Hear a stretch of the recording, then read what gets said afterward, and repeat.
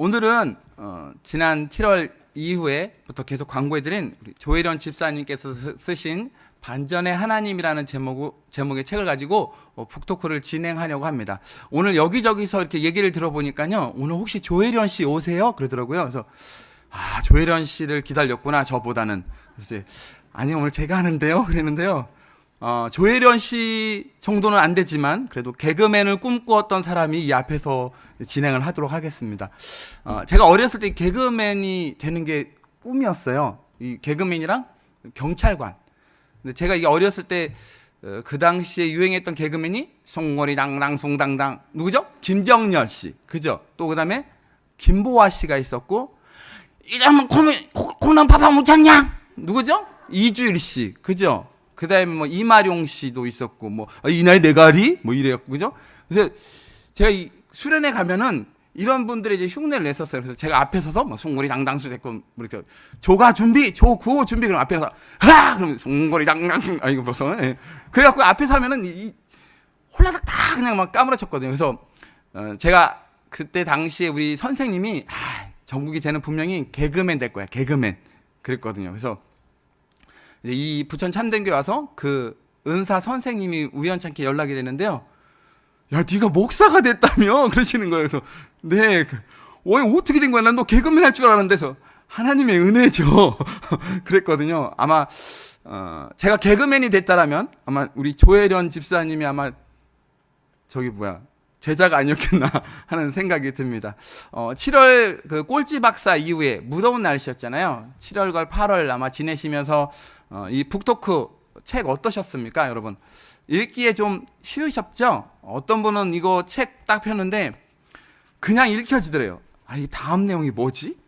막 그래서 정말 앉아서 3시간, 평상시에 그렇게 안 앉아 계시는데 책 볼 때 앉아서 3시간 만에 이 책을 읽고, 이야, 이거 진짜 제대로다. 왜냐면 우리 삶 가운데 그냥 팍팍 꽂히는 그런 책이었나 봐요. 그래서 이걸 막 5권씩 사가갖고 우리 저희 가족 모임 하는 데가 나눠줘야겠다고 막 하시는 분도 있고, 아무튼 이 책을 통해서 여러분들 이 무더위 가운데 아마 시원하게 그렇게 7, 8월을 보내셨을 것입니다.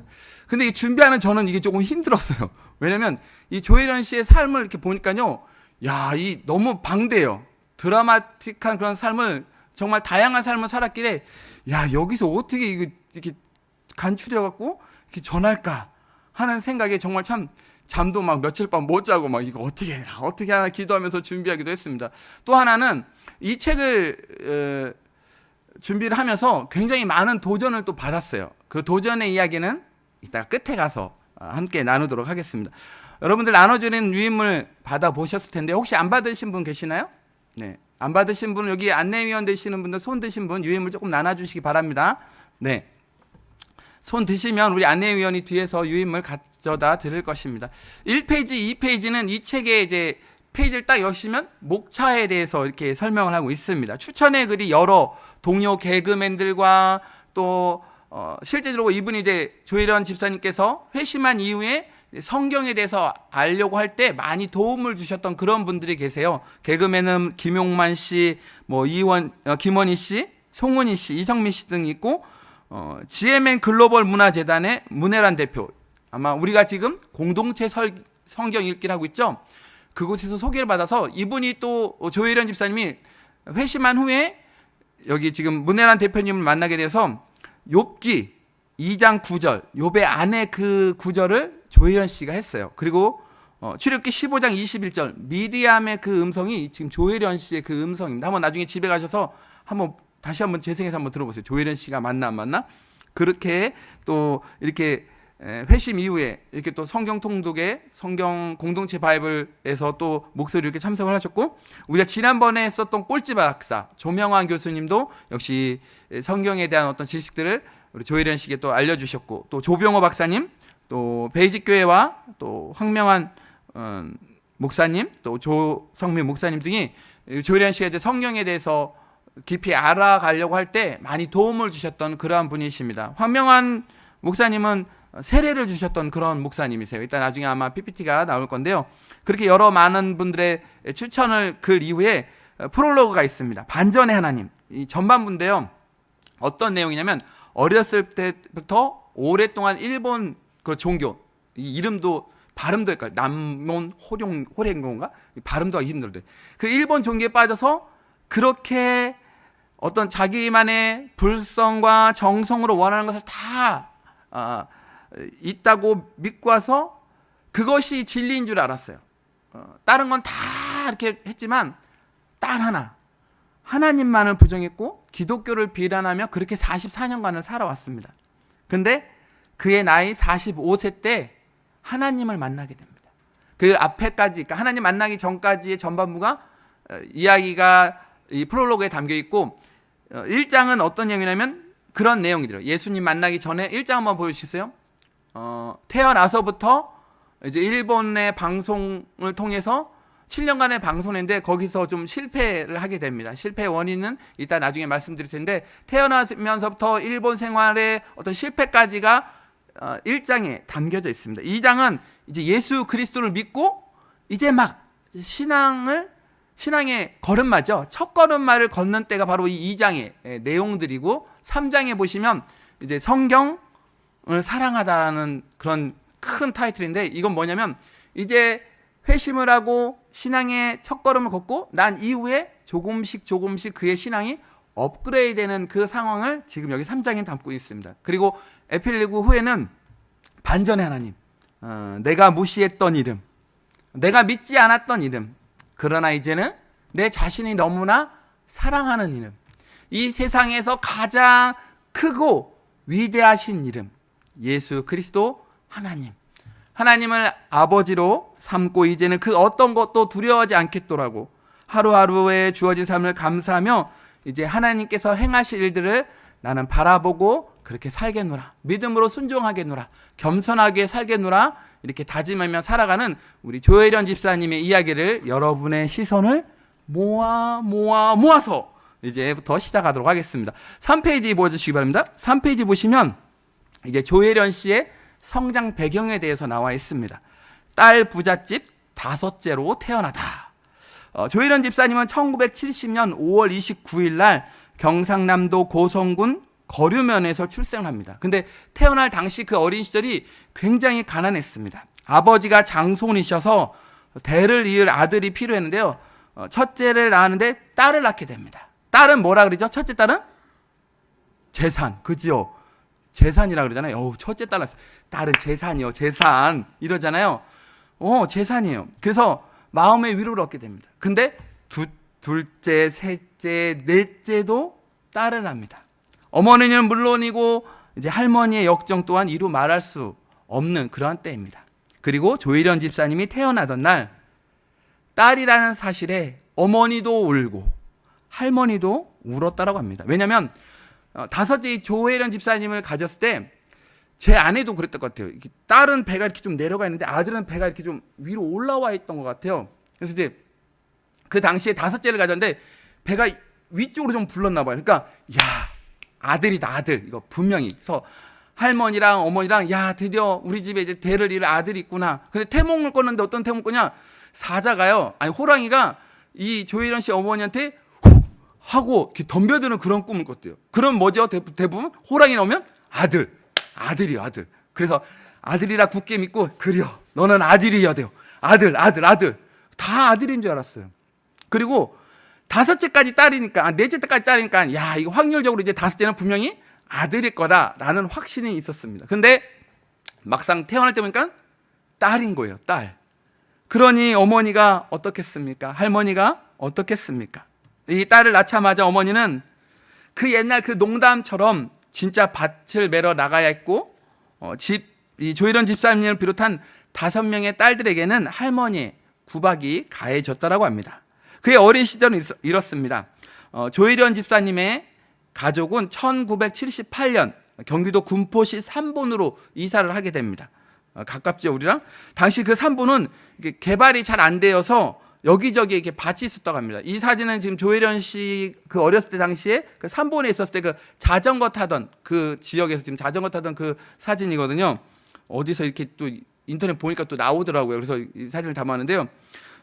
여기저기 밭이 많은데 고모가 이 삼본의 땅을 조금 있어서 참 가난하기도 하고 좀 어렵고 힘드니까 이 땅을 빌려줄 테니까 농사를 지으면서 살아라고 해서 이 산본에 이사 와서 땅을 빌려주고 그곳에서 농사를 하게 됩니다. 근데 조혜련 집사님의 아버지는 몸이 좀 약하셔서요, 일하지 못해서 할머니와 어머니 그리고 딸들 이렇게 함께 도와가며 농사일을 짓게 됩니다. 힘든 농사일보다 더 힘든 것은 남녀 차별이었다고 합니다.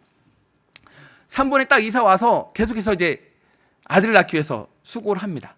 딸 낳다가 이제 드디어 이 산본에 이사 와서 아들을 낳았어요. 아들 낳게 되자 그야말로 7달은 완전 찬밥 신세가 됩니다.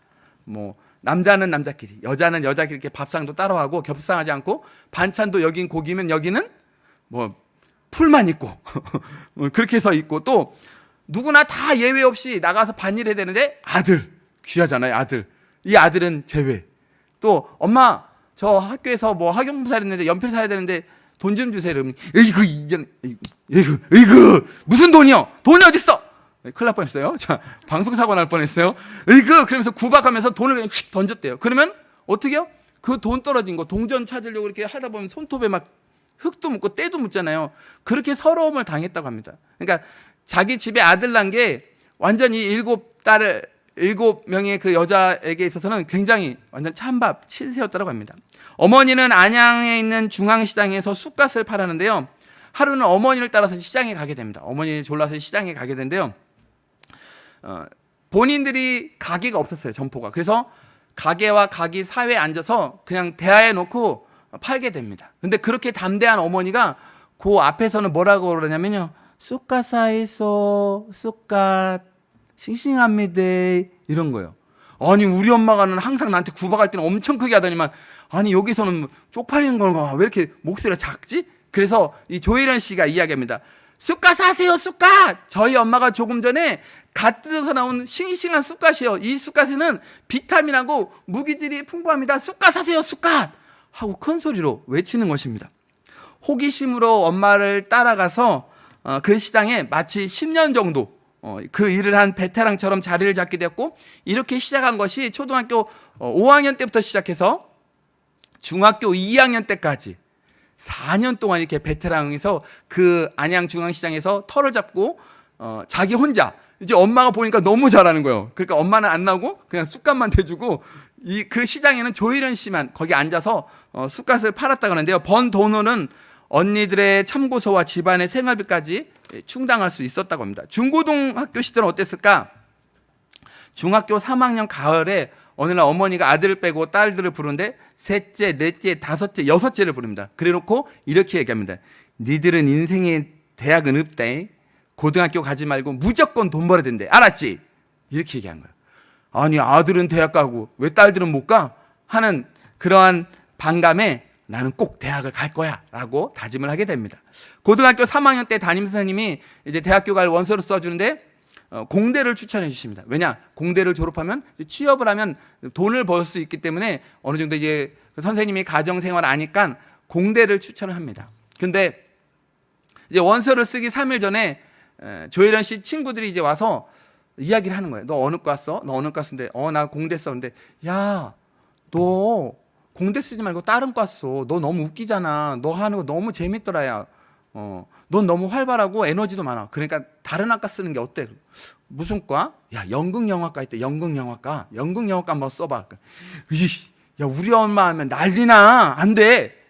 근데 생각해보니까 내 끼는 타고난 것 같아요. 뭔가 좀 끼가 있는 것 같은데 아직 얼굴이 이래서 될까 하는 염려. 또 하나는 어머니가 이 사실을 알았다간 다리 문길이 부러질 것 같아요. 그래서 아이고 이거 어쩌나 하고 그냥 선생님이 그냥 얘기해 주신 대로 화학공학과를 가야 됐다 하고서 원서를 들고 갑니다. 가는데 마음이 좀 바뀌어요. 이왕 갈 거 그냥 연극영화과 갈까 해서 원서를 내려갔다가 거기서 고칩니다. 그래서 연극영화과를 쓰고 원서를 내게 됩니다. 그런데요, 그 당시의 경쟁률이 187대 1이었대요. 엄청나죠, 연극영화과. 아마 제가 썼어도 아마 200대 갈 것 같은데 187대 1이었답니다. 근데 원서를 집어넣고 설마 붙겠어 했는데 그것도 한 번에 합격을 하여서 1989년 한양대 연극영화과에 입학을 하게 됩니다. 입학을 해서 이제 엄마한테 알려야 되겠잖아요. 엄마 저 한양대학교 연극학과 가게 됐어요. 그러니까 엄마가 하는 말, 네 얼굴에 연예인 되면 내는 대통령 되겠대 하고 막 쏘아 붙이는 거예요. 그렇게 해서 중고등학교 시절을 보내게 됩니다. 그리고 이제 학교를 다니면서 이제 개그맨이 되는 그런 성장기가 있습니다. 이제 연극영화과 입학 후에 첫 연기를 하는데요. 조혜련 씨의 연기를 보고 교수님께서 이렇게 이야기합니다. 야, 너는 사람 웃기는데 정말 타고난 것 같아. 그러니까 너는 연기하지 말고 그냥 넌 개그맨 해라. 개그맨 하라고 교수님께서 이렇게 이야기하신 거예요. 그래서 1991년 KBS 대학 개그제에서 김국진 씨 아시죠? 여보세요? 말 짧게 하다가 이제 강수지 씨랑 이제 재혼을 하게 됐죠.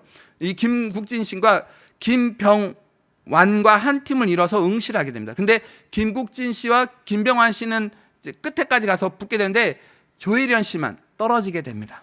그 충격에 가출을 하고 과자 공장에서 이제 일을 하게 되는데 야간 근무도 하고 주간 근무도 하고 한 8개월 동안 일을 하게 되다가 거기서 다시 야, 내가 이렇게 살면 안 되겠다.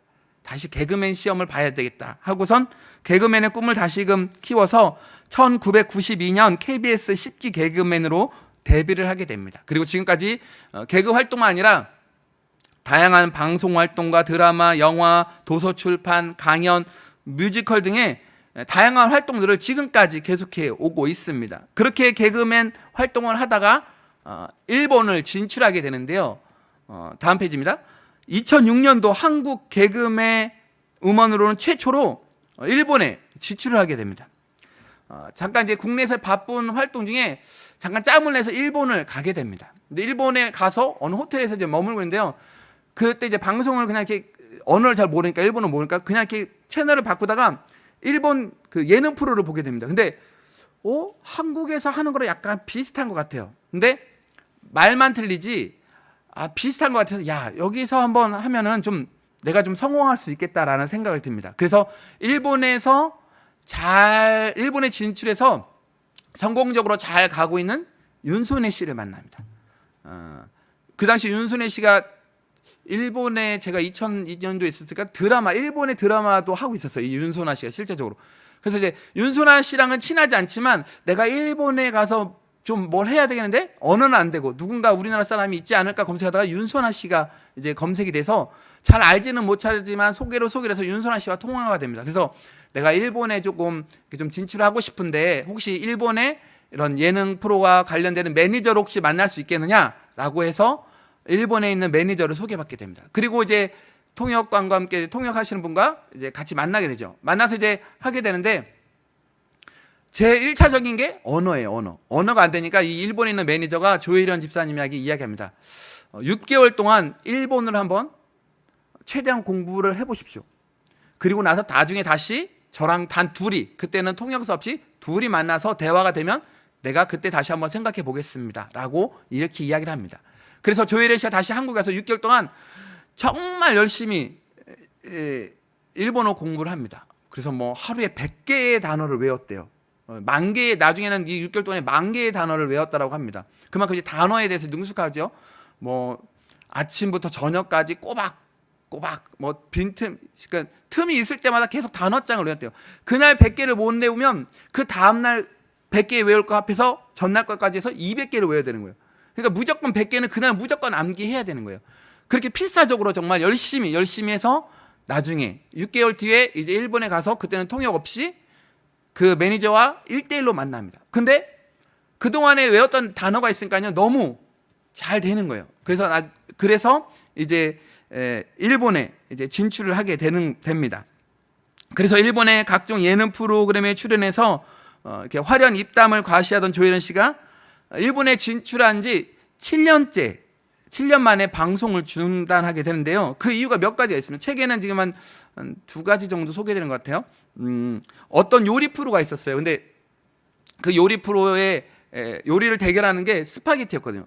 스파게티 요리를 해서 이제 심사위원이 먹는 건데 조혜련 씨가 스파게티를 해서 이제 놔두는데 그 사회자가 와서 먹어보니까 맛이 좀 안 좋은 거예요. 조혜련 씨 스파게티 왜 그래요? 그러니까 조혜련 씨가 대답하기를 한국 사람은 스파게티를 잘 못합니다. 이렇게 얘기를 한 거예요. 근데 그게 나중에 인터넷에 돌아서 뭐야?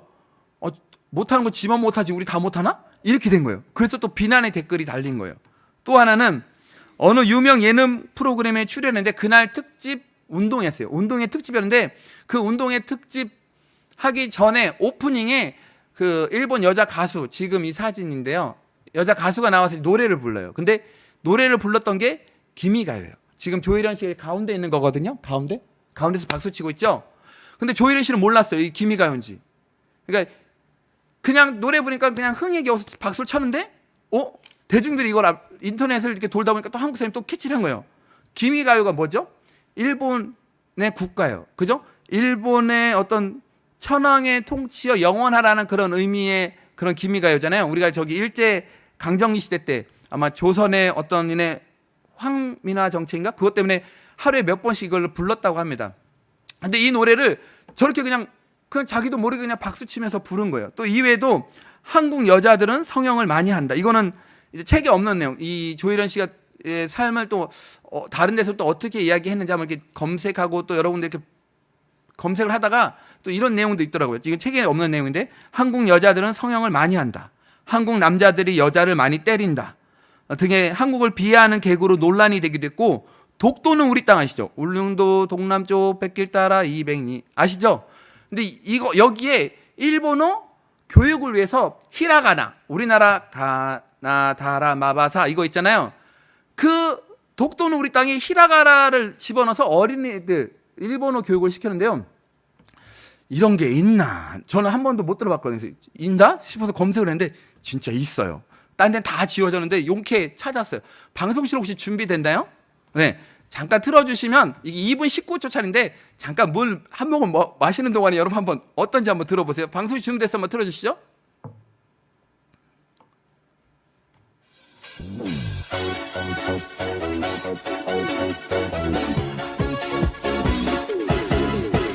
아기야는 송곳니에 이 우랑 닮은 우 갈지자에 오자를 뒤집어라 일본어에 오된다 아이우에오. 네, 됐습니다. 시간상 여기까지. 비슷하죠? 울릉도 동남쪽 백길 따라 이민이 아니 이 노래를 지금 독도하면 지금 난리가 나는데 이 노래에다가 지금 일본어 교육한다고 히라가나 소리 이렇게 얹었으니 난리가 났습니다. 여러 비난의 목소리가 커졌고 일본의 역사와 문화를 제대로 이해하지 못한 채 오직 일본에 가면 내가 성공할 수 있다. 이거 하나 가지고 가서 그렇게 했다가 7년 만에 일본에서의 그 실패를 안고 돌아오게 됩니다. 그리고 나서 벼랑 끝에 선 심정이 되자 자살 충동이 일어나게 되고 주변에 쏟아지는 비난으로 인해서 나갈 수가 없는 거예요. 그러다 보니까 집에만 계속 있게 되니까 우울증까지 그렇게 찾아오게 됩니다. 네 번째로 일본 종교에 대해서 잠깐 더 설명을 해드리는데요. 아까 말씀드렸듯이 이제 집안이 워낙 가난하다 보니까 고모가 이제 3번의 땅을 가지고 있으니까 3번으로 이사 오라고 한 그 시점 바로 그때에 3번으로 이사 갔을 때에 고모가 가족에게 좋은 종교가 있다라며 소개를 합니다. 그리고 열심히 믿으면 스스로가 자기 속에 있는 부처의 어떤 불성을 끄집어낸다는 그러한 종교였어요. 근데 개그맨 시험에 낙방이 됐잖아요. 떨어졌어요. 그래서 방황을 했을 때 언니가 종교에 대해서 다시 한번 얘기해주고 야, 너 용돈 없지? 힘들잖아. 그러니까 네가 나랑 같이 가면 내가 너 힘드니까 용돈도 줄게 하면서 언니가 또 이렇게 꼬십니다. 조혜련 씨 마음 같아서는 이제 지푸라기라도 뭐라도 하나 잡을 그런 심정인데 이왕 할 거 조혜련 씨가 굉장히 뭐랄까 뭐 하나 잡으면 끝까지 해요. 악착같이 해요. 그래서 이왕 할 거 정말 정성을 다해서 하자. 도전하자. 그리고 내가 꼭 개그맨이 되리라는 그런 결심으로 이제 종교 행위를 하게 됩니다. 이 일본 종교는 어떠냐? 한 구절을 반복해서 이렇게 계속 외운다고 해요. 이것을 기원이라고 하는데요. 이 기원하는 장소가 회관입니다. 회관.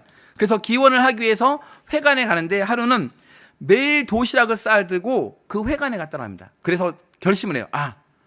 내가 하루 10시간, 100시간 동안 내가 도전하리라. 하루 10시간, 100일이에요. 100일. 그래서 도시락 싸들고 100일 동안 이렇게 가서 기원을 합니다. 회관에 가서.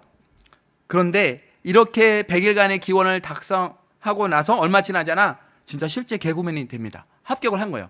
그러니까 100일의 기원을 달성한 것이 내가 정성을 들여서 내가 불성을 들여서 된 거라고 생각합니다. 그 뒤로 계속해서 종교 활동을 하면서 우리나라뿐만 아니라 전국 각지를 돌면서 또 해외에서 일본에서 그렇게 활동을 하게 됩니다. 근데 40살이 넘어 정신적으로 힘들어서 우울해지는 시기가 찾아오게 됐죠. 그렇게 열심히 했던 종교 활동도 이제 나를 지탱하지 못하는구나 라고 생각합니다. 내 마음과 어떤 것들을 잡아줄 수 있는 뭔가 필요한데 지금은 다 보이지가 않는 거예요. 믿음도 점점 약해지는 것 같고. 그래서 이 일본 종교 활동을 그만두고 야, 뭐가 진리일까? 어떤 게 진리일까? 라고 고민하면서 어떤 사람들이 이게 진리야. 그럼 그 진리를 향해 나아갑니다. 아니면 자기 개발을 해서 또 여러 가지 책도 읽어요. 뭐 시크릿이라는 성공한 사람들의 공통점을 연구한 책이 시크릿이고, 또 데이비드 호키슨 박사가 쓴 의식혁명이라는 그런 책을 통해서 자기 나름대로의 어떤 자기 개발을 위해서 공부를 합니다. 그러면서 야, 어떻게 사는 것이 올바른 것인가? 어떻게 사는 것이 정말 행복하게 사는 것인가 고민하게 됩니다. 여러 가지 진리가 있다고 해서 그 진리를 찾아가지만 딱 하나, 예수 그리스도, 하나님, 이 교회만 딱 등져놓고 나머지는 다 진리를 찾아 다니는 거예요. 5번째로 널 위해 매일 기도했어라는 이 제목인데요. 어떤 거냐면 다른 연예인보다 이성미, 지금 집사님이죠. 이성미 그때 이제 언니니까 이성미 언니와 개인적으로 많이 친했더랍니다. 근데 이런 개인적인 사정으로 이제 이성미 씨가 방송을 접고 밴쿠버로 이사를 가게 됩니다. 밴쿠버에 이사 가서 4년이 지나서 언니가 어떻게 지내나 궁금해서 조혜련 씨가 이제 밴쿠버로 가게 됩니다. 근데 그날 이제 가서 만나서 이야기하는데 이성민 씨가 조혜련 씨에게 그러는 거예요. 혜련아, 나는 너를 놓고 매일매일 새벽 기도 드려. 매일 가면 너가 꼭 하나님 만나게 난 기도해. 라고 이야기를 합니다. 그리고 7년 뒤 이제 이성민 씨가 다시금 한국에 돌아오게 됩니다. 하나님께서 이성민 씨 마음 가운데 연예인들이 좀 이렇게 많은 연예인들이 좀 예수를 믿었으면 좋겠다. 연예인들끼리 모여서 좀 연합 예배를 드렸으면 좋겠다는 그런 마음을 주세요. 그래서 밴쿠버로 가서 지내다가 7년 만에 다시 하나님의 그 음성, 또 하나님의 그 마음을 품고 귀국하여서 연예인 예배를 이제 드리게 됩니다. 왔으니까 이제 언니랑 밥을 먹다가 그동안에 자신의 삶에 있었던 이야기들을 언니에게 다 털어놓습니다. 그래서 그러다가 야, 너의 그 진리를 찾아 그렇게 헤매면 교회 한번 가보자 해서 데리고 연합 예배에 가게 됩니다. 그리고 예배 이제 중간에 이제 광고 시간에 여러분들 우리가 그토록 기도하던 우리 조혜련 씨가 여기 왔습니다. 우리 조혜련 씨 앞으로 모시겠습니다. 했는데 뭐야? 언니 따라서 그냥 왔는데 난 그냥 온 것뿐인데 언니 이렇게 하면 나 쪽팔리잖아. 나 창피해. 그래서 언니를 원망한 채 그 예배당 문을 뛰쳐나갑니다. 그리고 아니 내가 정 때문에 왔지 예수 믿으러 왔나? 하고서는 그 언니의 핸드폰 번호를 싹 지워버리게 됩니다. 그렇게 있다가 2012년에 또 이혼을 하게 됩니다. 이혼 후에 한동안 방송을 접고 중국에 가서 혼자 지내게 됩니다. 그런데 우연히 그곳에서 몇 년간 그곳에서 사업을 하면서 지내고 있던 한 사람을 만나게 돼요. 근데 그 사람도 역시 이혼한 사람입니다. 그렇게 좋은 만남이 이어졌는데 알고 보니까 그 사람도 어렸을 때부터 크리스찬이었던 거예요. 그래서 조심스럽게 이제 이 남자분이 묻습니다. 하나님에 대해서 어떻게 생각하세요? 그러자 조혜련 씨가 이렇게 대답을 합니다. 나는 하나님을 믿지 않지만 나쁘게 생각하진 않아요. 내가 세상에 존재하는 많은 사상, 철학을 공부하고 내린 결론은 세상의 모든 종교는 다 하나라는 거예요. 인간이 행복하게 살려고 믿는 그 진리는 단 하나 아니겠어요? 기독교든 불교든 힌두교든 다 똑같은 거 아니겠어요? 라고 이야기합니다. 그러자 그 남자분이 그건 아니라고, 오직 예수 그리스도 하나님만이 참 진리시라고 이야기합니다. 그러다 보니까 이게 종교에 대한 자유가 있는데 이렇게 하다가는 둘이 좀 싸울 것 같아요. 그래서 여기까지 얘기해요 하고선 더 이상 말을 하지 않습니다. 그것이 계기가 되어서 그 남자분이 조혜련 씨가 하나님을 만나도록 교회 갈 수 있도록 계속해서 끊임없이 중보 기도를 합니다. 그러다가 어느 날 기회가 찾아오게 되죠. 평소 이 조혜련 집사님보다 그 남자분이 2살 아래였는데 서로 언제나 반말을 하니까 서로 좀 존댓말을 했으면 좋겠어 라는 생각이 들었어요. 그래서 그분에게 이렇게 이야기합니다. 저 존댓말로 했으면 좋겠어요. 그냥 이렇게 반말보다는 존댓말로 했으면 좋겠어요 하자 그 남자분이 좋다고, 그럼 나도 조건이 있다고 얘기합니다. 그래서 그건 뭐냐고, 그러니까 그러면 교회 딱 한 번만 가자고, 내가 당신이 교회 가면 내가 평생을 내가 존댓말 해줄게요 라고 이렇게 이야기합니다. 조혜련 집사님의 마음, 그때 어떤 마음이었냐면 뭐 한 번쯤 가면 뭐 내가 흔들리겠어? 내가 여태까지 지금 어떻게 살아왔는데? 아유, 그거 뭐 한 번 가지고 내가 뭐 못 갈 것 같나? 라는 그런 마음에 알았다고 그렇게 이야기합니다. 그리고 교회 가기로 약속한 걸 취소하는 건 왠지 좀 치사한 것 같고, 그래서 함께 교회를 가게 됩니다. 예배가 시작되고 아무 생각 없이 이렇게 주보를 보다가 이제 찬양대 찬양 순서가 된 거예요.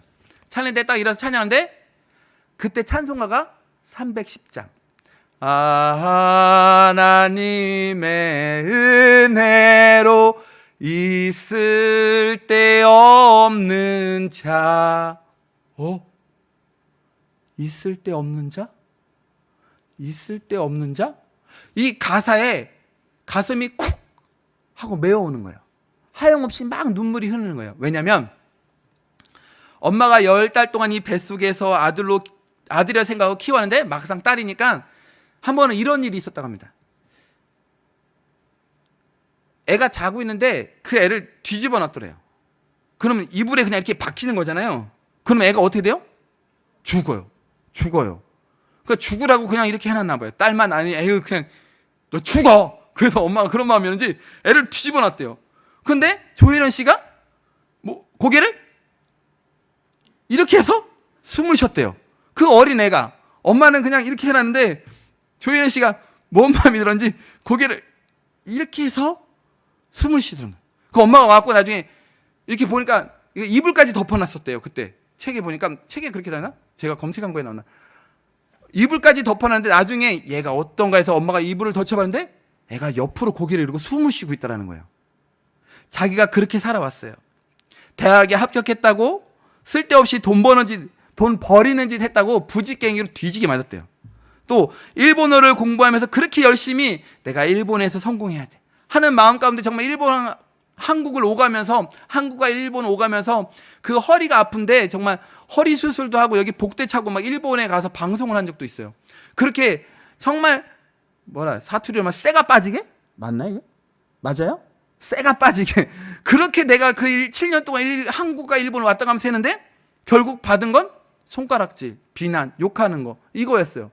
그래 자신의 삶이 얼마나 처량해요. 근데 그 가사에 보니까 있을 데 없는 자, 그런 나를 내 모든 형편 아시는 주님. 쓸데없는 나였는데 내 형편을 아시는 주님. 내 형편을 아시는 주님. 그 주님이 도대체 누굴까? 누구지? 그리고 나를 보호해 주실 것을 확실히 안 돼요.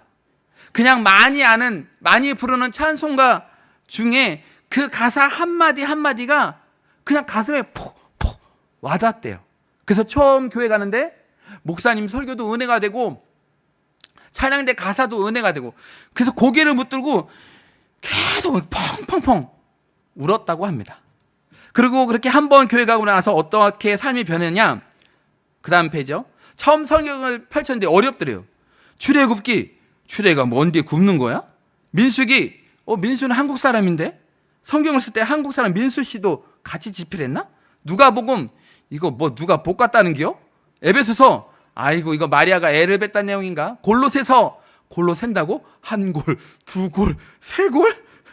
그래서 이거 안 되겠다 싶었고 도서관에 가게 됩니다. 그리고 성경과 관련된 이렇게 자료를 찾다가 또 남편도 뭐 성경 지도나 성경 백과 뭐 용어 사전 이런 것도 주면서 계속해서 성경 읽을 수 있도록, 성경이 도움이 되도록 그런 자료들을 주게 되죠. 또 성경을 통으로 공부하는 과정 가운데 앞에서 그 추천서를 작성해 주셨던 그런 많은 목사님들, 또 이성미 집사님, 그런 분들이 성경 공부를 이끌어가게 되고, 또 그러면서 이 어려운 하나님의 말씀을 조금씩 하나님께서 알도록 인도해 가시는 그런 놀라운 역사들을 경험하게 됩니다. 그러면서 조혜련 씨가 뭐냐 그러냐면, 내가 느끼는 성경은 마치 겨울에 얼어있는 호수와 같다라고 이렇게 이야기합니다. 난생 처음 호수를 보는 어린이는 그 호수가 안 보여요. 그죠? 그냥 꽁꽁 이만한 두께의 그 호수밖에 보이지 않을 것입니다. 그러나 그것을 깨고 깼을 때 그 안에 정말 아름다운 그런 호수가 있듯이, 마찬가지로 성경을 읽고 또 읽다 보면은 그 안에 정말 참된 진리, 그것이 바로 있다라는 사실을 이 조혜련 씨는 깨닫게 됩니다. 그리고 45살 드디어 그녀가 회심하게 됩니다. 교회를 다니기 시작한 지 3, 4개월 정도 지났는데 남편분이 그러는 거예요. 자기야, 영접기도 한번 해보자. 영접기도. 그래서 이걸 어떻게 하냐고 묻습니다. 그러니까 그냥 내가 하는 말에 아멘 하면 돼. 아멘. 그러니까 알겠다고. 알았어. 그래서 남편이 질문합니다. 이 세상을 창조하시고 전지전능하신 하나님을 조혜련 성도님은 아버지로 인정하십니까? 이제 교회 다니니까 이제 자신 있게 얘기해야지. 근데 차마 대답을 못 하겠대요.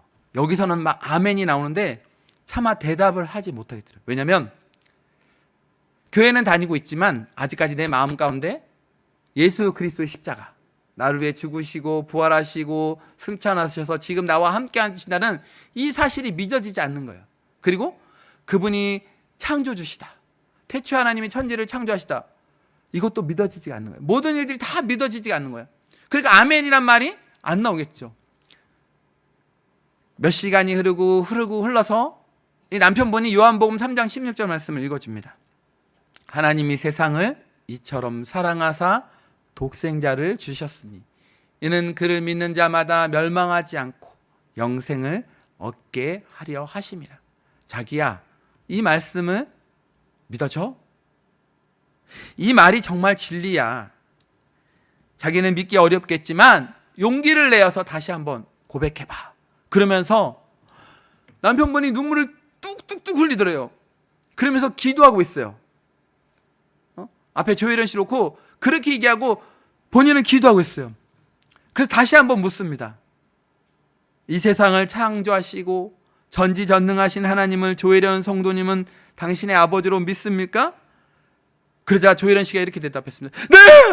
믿습니다! 아니 믿고 싶어요! 믿을래요! 믿게 해주세요! 하면서 펑펑 울었다고 합니다. 그 둘이서 손잡고 그렇게 울면서 기도했대요. 그러면서 그때 조혜련 씨 마음에 성령님께서 뭔가 내 안에서 나의 연약함을 도우시는 것을 느꼈더라고 합니다. 아까 우리 할렐루야 찬양대가 부른 것처럼 내 모든 짐을 주께 맡겼듯이, 내 모든 시험 주께 맡겼듯이 조혜련 씨도 지금까지 내가 주인이 되어서 살아온 삶이 너무나 힘들고 괴로워서 이 짐을 좀 누가 좀 대신 졌으면 좋겠는데 하는 마음이 있었대요. 그분이 계시다면 그냥 그걸 다 내드리고 싶은데 그런 마음이 들었대요. 그리고 나서 정식으로 교회를 등록하고 이제 연락을 끊었던 이성미 씨에게 문자로 보냅니다. 언니, 나 오늘 교회 등록하고 그렇게 다니게 됐어. 야, 잘 됐다, 할렐루야 하면서 언니가 가장 기뻐해 주었다고 합니다. 그래서 언니가 7년 동안 하루도 빠지지 않고 기도해온 보람이 있었던 것이죠. 그리고 2015년 사진에 보이시는 것처럼 1월 1일에 세례를 받게 됩니다. 그리고 주님을 위해 무엇을 해야 할 것만 같은 그런 강한 열망과 함께 하나님에 대해서 더욱더 깊이 알고 싶어졌고 또 자신의 신앙을 더 키워가고 싶은 마음이 점점 커지게 됩니다.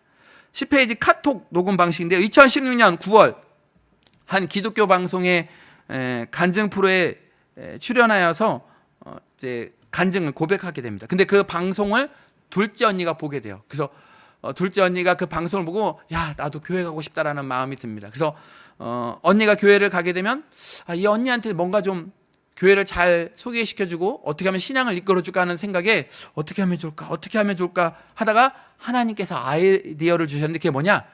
카톡 녹음하는 거예요. 그러니까 성경을 카톡으로 녹음해서 보내는 것입니다. 언니를 포함해서 5명이 한 방을 만들어서 매일매일 5장씩을 읽었다고 합니다. 이 5장 읽는데 한 20분 정도 소요가 된대요. 20분 동안 이렇게 5장 성경 읽고 거기 올리면 거기 있던 사람들이 또 그거 내가 올리지만 상대방이 했던 것도 이렇게 또 듣겠죠. 그러다 보면은 거기에 너무 감동되는 그런 마음들이 있어서 막 성경 읽다 눈물 콧물 막 흘리면서 여호와 하나님께서 나도 모르게 그 성경에 취해서 그냥 나도 모르게 성경 읽으면서 막 우는 그런 모습도 있었습니다. 언니는 요한복음 말씀 읽으면서 예수 그리스도가 나를 위해서 십자가에 죽었다는 이 사실이 너무나 감격스러운 거예요. 그러면서 고맙다라고 이야기를 했다고 합니다. 그때부터 교회 다니면서 성경을 읽지 않는 연예인들 또 친구들과 방을 만들었고 16개의 방을 만들어서 2년 동안 성경을 몇 번 20번 녹음했다고 합니다. 그러면서 전국에 간증을 다니면서 이야기를 했을 때 교회마다 야 그거 좋은 생각이다. 그래서 셀 모임을 만들어서 이렇게 성경을 그룹별로 읽고 은혜를 나누는 그런 시간들이 있었다고 합니다. 신앙이 깊어가고 있을 때 갑자기 자신의 현실을 바라보게 됩니다. 방송은 예전에 잘 나갔던 때와는 달리 활발하게 활동할 수 없는 상황으로 가게 되었고 하나님께 투정을 부리며 때려봅니다. 하나님, 아니 그래도 예수 믿는 사람이 좀 잘 돼야지 않겠어요? 좀 성공해야지 않겠어요? 근데 나는 이게 뭐야? 지금 방송도 조금밖에 안 들어오고 하나님 좀 어떻게 좀 해줘요. 그때 하나님께서 이런 마음을 주셨습니다. 그래, 방송 잘하는 사람은 너 말고도 정말 많단다. 근데 나를 위해 진심으로 알고 전하는 사람은 그리 많지가 않은 것 같다. 내가 나에 대해 연구하고 그것을 전하는 일 좀 하면 안 되겠니? 이렇게 하나님께서 조혜련 씨 마음 가운데 이런 마음을 주셨습니다. 조혜련 씨가 하나님 어떻게 하면 내가 이렇게 할 수가 있는데요. 그때 하나님께서 주신 아이디어가 바람잡이. 성경 바람잡이. 조혜련 씨가 일본어 말고 중국어랑 여러 가지 다양한 언어들의 은사가 있어요. 그래서 많이 책들을 만들어 집필하고 한번 이렇게 뭐에 꽂히면 12시간도 앉아서 막 성경책 읽고 그랬대요. 공부하는 것도 12시간씩 하고. 그래서 성경 바람잡이? 그래서 그녀가 성경 바람잡이가 되어서 한국과 전 세계를 다니며 간증을 하게 됩니다. 지금은 예수를 믿은 지 7년째가 되었고 성경을 읽은 지 4년밖에 되지 않았지만 하나님께 순종하는 마음으로 자신의 그 언어에 대한 은사 참 재밌잖아요. 지난주 화요일 날 새벽에 잠언 그 30절 말씀하시면서 앞에 새벽에 목사님 영상 보여주신 거 보셨죠? 그죠? 말 참 잘하잖아요. 근데 재밌게 해요. 그래서 이왕 성경 이거 좀 딱딱하니까 내가 좀 이렇게 잘 배워서 많은 사람들에게 그렇게 쉽게 좀 전달하면 어떨까 해서 그래서 신학을 공부하게 됩니다. 그리고 지금은 신학대학원에서 역사신학 과정을 지금 밟고 계십니다. 조혜련 씨가 이렇게 교회를 다니면서 자녀들과의 관계가 어땠을까? 그동안의 자녀들과의 관계는 좀 틀어진 관계였어요. 왜냐하면 엄마가 옛날 어렸을 때 일본에 가 있고 내가 아프다 그러면은 야, 나 일본이잖아. 그러니까 엄마는 늘 항상 바빴어요. 엄마는 항상 바빴어요. 엄마 오늘 놀아주면 안 돼? 엄마 일해야 돼. 그러니까 엄마의 관계가 많이 틀어진 거예요. 자녀와 엄마의 관계가 많이 깨져 있었어요. 근데 교회를 다니면서 엄마는 조금씩 회복하지만 자녀와의 관계는 아직까지 관계가 깨어진 상태였습니다. 그러다가 이제 어느 날 큰 딸이 이 집사님의 방을 노크를 하면서 이야기합니다. 엄마, 나도 교회 가고 싶어. 이거 웬일이야? 아니 우리 엄마가 변할 사람이 아닌데 엄마가 거기 가서 예배 드리면서 변한 거 보면 참 희한해. 그게 누군지 나도 좀 알고 싶어 해서 이 딸도 함께 교회를 가게 되고 등록을 하게 되고 그 딸도 미국의 복음적인 크리스천 대학을 가기로 결정합니다. 또 아들 역시도 방황을 참 많이 했어요. 근데 이 아들 역시도 이제 교회를 다니게 됩니다. 그리고 조혜련 씨가 예수 믿고 나서 몇 년 만에 친어머니와 자녀뿐만 아니라 많은 형제 자매들까지도 해서 아까 말씀드렸듯이 1남 7녀 중에 지금 5명이 교회를 다니고 있습니다. 어머니는요 2018년도에 교회를 등록했는데 성경을 하루에 8시간 이상 보면서 예수 믿은 지 1년이 안 되는데 성경을 8독을 했대요. 8독을. 대단하죠. 그렇게 조혜련 씨는 자기뿐만 아니라 자기 가족의 영혼 구원과 또 주변의 연예인들 믿지 않은 친구들에서 이렇게 열심히 전도 생활도 하고 있고 또 책 뒤에 보면은 찬송가 CD 이런 것도 지금 하고 있고 계속해서 드라마 바이블 안에 있는 어떤 음성도 이렇게 지금 진행하고 있습니다. 오늘 말씀에 보면요 예아불이라고 돼 있어요. 예아불이 앞에 야자인데요 어조사 야자거든요. 원래 어조사 야 나아 아니 불 두이. 그래서 어조사 야가 이게 왜 예자로 했을까? 그래서 검색을 해보니까요 예수를 한자로 풀어보면 어조사 야자를 쓴대요. 그러니까 야소 그럼 예수라 그러죠. 성경으로 본 성경 한자로 풀면. 그래서 아마 예아불이 예수와 나는 둘이 아니다. 이 책에 예아불이라고 소개를 하는데 어떤 내용이냐면 이제 조혜련 씨가 예수를 믿고 이제 일본 생활을 했었으니까 일본의 한 교회 간증을 하러 갑니다. 근데 새벽에 이제 어떤 말씀을 전할까 이제 있는데 하나님께서 잠을 깨워드려요. 그래서 혜련아 너 오늘 무슨 간증을 할래? 그러니까 하나님 어떤 간증을 할까요? 그런데 옛날에 일본 종교에 있었을 때 사제불이라고 그러는 그 단어를 이 조혜련 씨 머리에 딱 띄워주는 거예요. 사제불이가 뭐냐면 스승과 제자는 둘이 아니라 하나라는 거예요. 그러니까 그 당시에 일본 종교의 회장의 모습처럼 그렇게 닮아가야 된다라는 어떤 생각이 있었던 것 같아요. 근데 그 사제부리 대신에 이제는 네가 예수 믿고 변화됐으니까 예아불이 예수님과 나는 둘이 아니라 하나야 하면서 오늘 본문 말씀 갈라디아서 2장 20절 말씀을 이렇게 하나님께서 보여주신 거예요. 그런 마음을 주신 거예요. 그래서 예아불이로 바꾸어 주시면서 이제는 하나님과 함께 살고 우리를 위해서 죽으시고 부활하신 그 예수님과 영원히 살아감을 간증을 했다라고 합니다. 진정한 성공이 뭘까요? 진정한 성공. 강호동 씨 아시죠? 강호동 씨랑 조혜련 씨랑 친구래요. 근데 한 이제 무슨 방송에 나가려고 대기실에 있었는데 강호동 씨가 이랬대요. 혜련아, 인생에서 성공과 실패가 있는 거 맞지? 그치? 그랬대요. 인생에는 성공과 실패 있지. 그러자 이 강호동 씨가 그랬답니다. 아니다.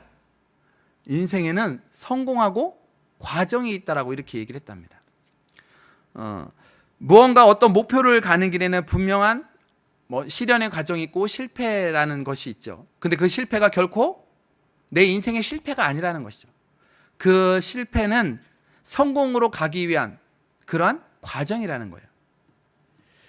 누구나 그 어렵고 힘든 것들을 만나면 좌절하게 됩니다. 그러나 그 시기가 오히려 실패의 시기가 아니라 다시금 나를 일으키게 하는, 다시금 나를 올라갈 수 있는 그런 과정이라는 거예요. 예수를 믿고 신앙을 갖게 되면서 목표와 목적의 차이점을 조혜련 씨가 알게 됩니다. 목표는 무엇을 얼마만큼 해야겠다는 생각이고 목적은 왜 그것을 해야 하는지의 본질적인 이유와 의미라는 것입니다. 사람들에게 목표가 뭐냐고 물어봅니다. 목표가 뭐예요? 성공하는 거죠. 아니 그럼 성공하는 건 뭔데요? 좋은 차, 큰 집, 뭐 이런 거죠. 뭐 돈 많이 버는 거, 뭐 이런 게 성공 아니겠어요? 이야기합니다. 물론 그런 것도 성공이죠. 하지만 진정한 성공은 뭘까요? 요한복음 15장 5절 말씀인데요. 함께 읽겠습니다. 시작. 나는 포도나무요 너희는 가지라. 그가 내 안에 내가 그 안에 거하면 사람이 열매를 많이 맺나니 나를 떠나서는 너희가 아무것도 할 수 없습니다. 아멘. 예수님은 포도나무고 우리는 뭐예요? 가지예요. 만일 가지가 나무에서 떨어지면 살 수가 없습니다. 많은 열매를 맺을 수가 없어요. 그러나 가지가 나무에 붙어 있으면 열매를 맺어요. 풍성한 열매를 맺어요. 그것이 바로 이 가지가 성공하는 비결입니다. 마찬가지입니다. 우리가 성공하기 위해서는 예수라는 그 나무에 붙어 있어야 하는 거예요. 그래야지 우리가 성공할 수 있는 것입니다. 예수님께 잘 붙어서 좋은 열매를 맺는 것이 바로 성공입니다. 그래서 우리가 이 땅 가운데 살아가는 동안에 진정한 성공을 위한다면 바로 예수 그리스도와 함께 그렇게 살아갈 때 우리 안에 진정한 성공이 있는 줄로 믿습니다. 올해 초 우리 교회는 3가지 목표를 세웠습니다. 뭐였죠? 첫 번째, 가정예배. 그다음에 하루 3번 기도, 성경 읽기. 지금 몇 월 달이죠? 8월 달. 8월 며칠? 15일. 광복절. 그것도 8월 중순입니다. 여러분 얼마만큼 성경을 지금 읽고 계십니까? 저도 연초에 좀 하겠다고 성경책도 좀 크고 좋은 거 샀는데 이게 어렵더라고요. 혼자 하기에. 근데 여러분 어느 정도 지금 잘 하고 계시죠? 반응들 보니까 똑같은 것 같아요. 아마 잘하고 있으리라 믿습니다. 성경 읽기 참 혼자 읽으려면 힘들어요. 근데 지난주 이제 준비를 하면서 이제 막바지 이제 준비를 하는데 지난주 이제 화요일 날 기억나세요? 새벽 예배 때 이세종 선생님 기억나시죠? 성경을 어떻게 하라고요? 깊이 파고 뭐랬죠? 깊이 깨닫고 또 뭐랬죠? 깊이 믿으라고. 그죠? 한 책의 사람? 맞죠? 네. 그렇게 설명을 해주셨던 그 기억이 나요. 한 책의 사람 이세종 선생님. 그런데 오늘 조혜련 씨도 성경 바람잡이에요. 뭔가 좀 공통점이 있지 않나요? 성경입니다. 성경. 안에 보니까요 5장 있는데 20분 걸린대요. 근데 지금 몇 월 달이죠? 8월 달. 이제 올 이제 9, 10, 11, 12 4달 정도밖에 안 남았어요. 그죠? 성경을 어떻게 하면 일독할까요? 이번에 20장. 만약에 9월 달부터 시작하면요 20장씩 읽으면 가능해요. 그래서 이 조혜련 씨 또 지난주 목사님 설교를 통해서 깨달은 게 있어요. 한번 해보자. 근데 혼자는 안 될 것 같아. 그래서 띄워주세요. 짜잔. 네, 가토크. 하나님의 말씀에 좀 빠져보자고요. 혼자는 안 되니까 한번 이렇게라도 한번 해보려고 해요. 조혜련 집사님처럼 단톡방을 개설해서 하루 20장씩, 하루 20장이면 1시간 20분 걸릴 거예요. 왜? 5분에 20분이니까. 그죠? 20분이니까 곱하기 4? 맞죠? 80분. 근데 솔직히 우리 드라마 몇 시간 봐요? 1시간 봤는데 재밌어. 그러면 또 재방송 뭐 또 이렇게 보잖아요. 그럼 2시간 봐요. 인터넷 몇 분 하세요? 쇼핑몰 뭐 이렇게 하면 또 1시간 넘어가고 막 하시잖아요. 지난주 이렇게 새벽에 본 제가 바쁘다는 거 어떻게 보면은 핑계일 수 있더라고. 이렇게 조혜련 씨가 그때 새벽에 또 그 이세종 선생님 얘기하면서 또 그 영상을 봤는데 다 바빠요. 그죠? 근데 뭐 드라마 보고 인터넷 검색하고 쇼핑몰 하는 거 1시간 반?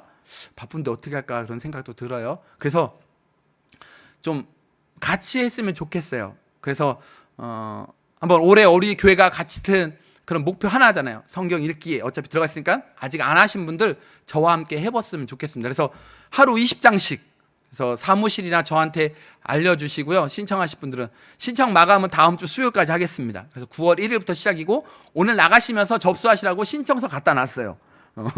그래서 나가시면서 데스크에 있거든요. 그래서 써주십시오. 같이 함께 하실 분들 써주시면 그룹별로 만들어서 한번 해보는 거예요. 우리도 해볼 수 있잖아요. 그죠? 해볼 수 있으시죠? 아멘 하신 분만 이분 복 받을 수 믿습니다. 하실 수도 있으시죠? 난 못하겠다. 그런데 허 목사님 하시니까 그냥 나는 나대로 할래요. 하시는 분은 그냥 하세요. 근데 내가 한번 나는 힘드니까 같이 해볼래 하시는 분들은 신청해 주십시오. 그래서 올 한 해 우리가 말씀 가운데 어렵고 힘든 코로나 시 가운데 내 자신을 돌아보며 다시금 교회 모이기도 조금 어렵고 힘들지만 이 말씀을 통해서 다시 한번 업그레이드해서 더 좋은 그런 신앙의 모습으로 우리만 사는 것이 아니라 오늘 조혜련 씨처럼 아직까지도 내 믿지 않는 우리 이웃들 또 자녀들이 있습니다. 오늘 북토크 마지막에 보면 나눔이 2가지예요. 반전에 하나님을 경험했던 적이 있다면 나누어 보십시오. 2번째, 영혼 구원을 위해서 중보하고 있는 분 혹은 기도해야 할 분들 있다면요.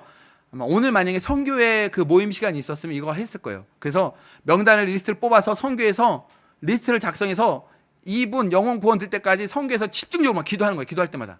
그렇게 해서 나중에 이분 믿었어요. 그러면 야, 우리도 이성미 씨도 7년 기도했고 조혜련 씨 시어머니도 기도했대요.